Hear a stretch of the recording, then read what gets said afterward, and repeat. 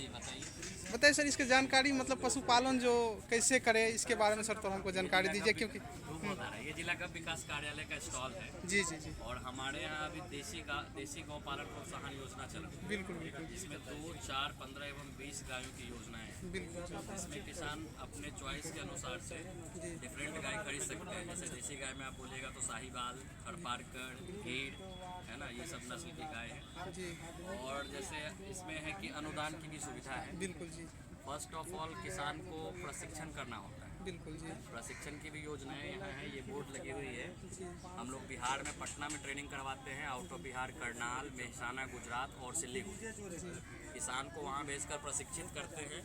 उनको जो सर्टिफिकेट मिलता है उससे वो अप्लाई करते हैं हमारे वेबसाइट पे, जिसका है वेबसाइट है dairy.bihar.government.in। उस पर वो स्कीम के लिए अप्लाई करते हैं। उसके बाद उनका सिलेक्शन होता है। सिलेक्शन के बाद वो आ जाते हैं हमारे अनुदान वाले प्रोसेस। जी जी। तो अगर कोई आदमी 2 गाय की जगह अप्लाई किया तो उसका प्रोजेक्ट कॉस्ट है 2,42,000।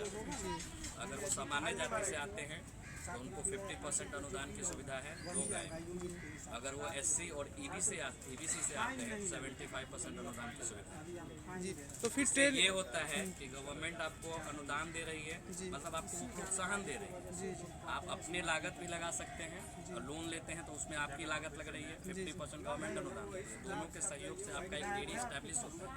वो एक स्वरोजगार कहलाता है। इसको युवा भी कर सकते हैं, बुजुर्ग लोग भी कर सकते हैं। जी तो फिर ट्रेनिंग करने के लिए सर इसमें जो पढ़ा लिखा चाहिए या अनपढ़ भी कर सकता है इसमें? बिल्कुल, इलिटरेट लोग भी कर सकते हैं। जी जी जी। जहाँ तक आपको पता है कि हम लोग कृषि प्रधान देश में हैं। जी जी। और हमारे यहाँ के लोग मेनली कृषि और पशुपालन पर निर्भर है। जी जी। तो एजुकेशन की कोई आवश्यकता नहीं है।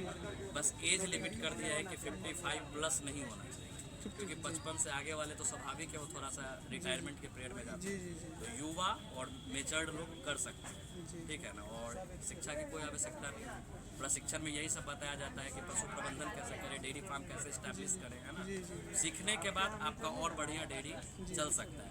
हम लोगों के कार्यालय से भी आप संपर्क कर सकते हैं। हमारे यहाँ डेयरी फील्ड ऑफिसर है, जिला का विकास पदाधिकारी है, काफ़ी नॉलेजेबल लोग हैं सब। तो सर ये ऑफिस कहाँ पे है सर?